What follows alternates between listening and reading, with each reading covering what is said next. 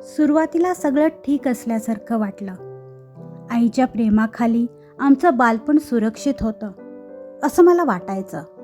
पण लवकरच लक्षात आलं, तिचं प्रेम अटींवर आधारित आहे. माझ्यासाठी ती कायम टीका करणारी, कमीपणा दाखवणारी होती, तर माझ्या भावासाठी ती देवता होती. हाय, मी निशा आणि ह्या चॅनलवर आपण नार्सिसिझमबद्दल डिटेलमध्ये बघणार आहोत. ह्या व्हिडिओमध्ये आपण स्केपगोटच्या दृष्टीने आई कशी असते हे पाहणार आहोत. तर मग सुरू करूया. ज्या दिवशी सगळं संपलं. आठवतंय मला, मी पहिल्यांदा आईच्या नजरेतून प्रेम नाही तर स्पर्धा पाहिली.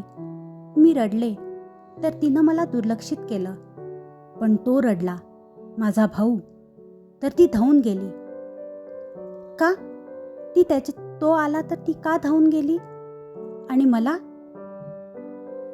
हे प्रश्न मला नेहमी पडायचे. त्याच्याशी आणि माझ्याशी अशी वेगळी वागणूक का? त्या दिवशी मला उमगलं, माझं अस्तित्व म्हणजे तिच्यासाठी दोषांचा आरसाच आहे. 2 मुले, 2 वेगळी विश्व. तो होता तिचा गोल्डन चाइल्ड. सगळं काही योग्य करत होता, जरी काही चुकीचं केलं तरी.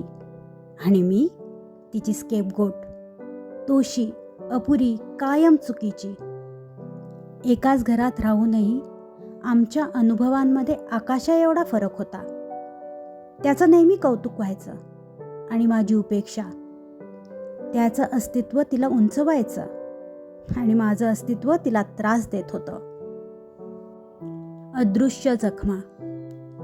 सगळ्याच जखमा दिसतात असं नाही. काही जखमा आतल्या आत खोल जातात.